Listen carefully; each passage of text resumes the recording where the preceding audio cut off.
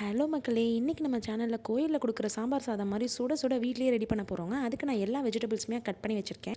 பூசணிக்காய், கத்திரிக்காய், முருங்காய், வெண்டைக்காய், பீட்ரூட், கேரட் என்ன வேணாலும் நீங்கள் போட்டுக்கலாம். இப்போ வந்து ட்ரை ரோஸ்ட் பண்ணக்கூடிய ஐட்டம்ஸ் சொல்கிறேன். கடலைப்பருப்பு, உளுந்தப்பருப்பு, மிளகு, வரக்கொத்தமல்லி இதெல்லாமே 2 டேபிள் ஸ்பூன், 1 டேபிள் ஸ்பூன் சீரகம், 1/2 டேபிள் ஸ்பூன் வெந்தயம், 10 வரமிளகா, ஒரு சின்ன சைஸ் பட்டை, 2 கிராம்பு, 1/2 ஸ்பூன் சோம்பு, 10 பல்லு பூண்டு, ஒரு கொத்து கருவேப்பிலை, 2 1/2 தக்காளி, 2 கை அளவுக்கு சின்ன வெங்காயம். இப்போ ஒரு பெரிய லெமன் சைஸ் அளவுக்கு நான் புளியை ஊற வச்சு அதையும் புளி தண்ணி எடுக்கிறதுக்கு வச்சுக்கிறேங்க. இப்போ ஒரு குக்கரில் நம்ம ட்ரை ரோஸ்ட் பண்ணுறதுக்காக எடுத்து வச்ச எல்லா பொருளையும் போட்டு அது கூடவே கருவேப்பிலையையும் பூண்டையும் மட்டும் ஆட் பண்ணிக்கிறோம். ஆட் பண்ணி நல்லா ட்ரை ரோஸ்ட் பண்ணிடுறோம்.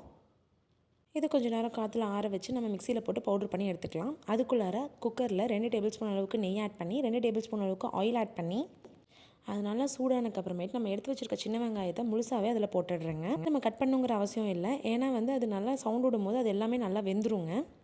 இப்போ நம்ம 2-3 கட் பண்ணியிருக்க தக்காளியும் அதுக்குள்ளே போட்டுறோம். இதுக்கு வந்து பொடியாக நறுக்கணுங்கிற அவசியமே கிடையாது. அவ்வளோதான். தக்காளியும் வெங்காயமும் நல்லா வதங்கினதுக்கு அப்புறமேட்டு நம்ம கட் பண்ணி வச்சுருக்க வெஜிடபிள்ஸ் எல்லாத்தையுமே அதில் போட்டுட்டு நல்லா அந்த ஆயிலோடு சேர்த்து கலந்து விட்டுடுறோம்.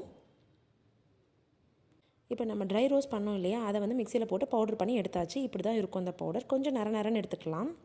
இப்போ தேவையான அளவுக்கு கல்லுப்பு போட்டுட்டு நம்ம அரைச்சி வச்சுருக்க அந்த ட்ரை ரோஸ் பவுடரையும் அதில் நல்லா அப்படியே பரவலாக போட்டு விட்டுட்டு நல்லா அடியாலேருந்து எல்லா வெஜிடபிள்ஸ்லேயும் அந்த மசாலாவும் உப்பும் கலக்கிற மாதிரி நல்லா கலந்து விட்டுருங்க. ஆக்சுவலி நான் இன்றைக்கி ஒரு 6 பேர் சாப்பிட்ற மாதிரி சமைச்சிருக்கேங்க. உங்களுக்கு வீட்டில் எவ்வளோ பேர் இருக்கீங்களோ அதுக்கு தகுந்த மாதிரி வெஜிடபிள்ஸ் அண்ட் ரைஸோட குவான்டிட்டியை கம்மி பண்ணிக்கோங்க. இப்போ நல்லா கிளறி விட்டக்கப்புறம் இந்த வெஜிடபிள்ஸ் வேகிறதுக்காக கொஞ்சமாக மட்டும் தண்ணி ஆட் பண்ணிக்கலாம். நான் ஒரு 1.5 டம்ளர் அளவுக்கு தண்ணி ஆட் பண்ணி நல்லா கலந்து விட்டுடுறேன். இப்போ குக்கரை மூடி வச்சுட்டு ஒரு 4 விசில் வர வரைக்கும் காத்திருந்துட்டு 4 விசிலுக்கு அப்புறம் ஓப்பன் பண்ணுறேன். என்னோடய வெஜிடபிள்ஸ் எல்லாமே நல்லா வெந்து வந்துருச்சு. இப்போது அந்த புளி நம்ம எடுத்தோம் இல்லையா, அதை வந்து நல்லா கரைச்சி வச்சுருக்கேன். அந்த புளி தண்ணியை ஊற்றிடுறேன். அதில் ஊற்றி நல்லா கலந்து விட்டுடுறேன். இப்போ ரைஸுக்கு தேவையான அளவுக்கு தண்ணியும் நான் ஆட் பண்ணிட்டேன்.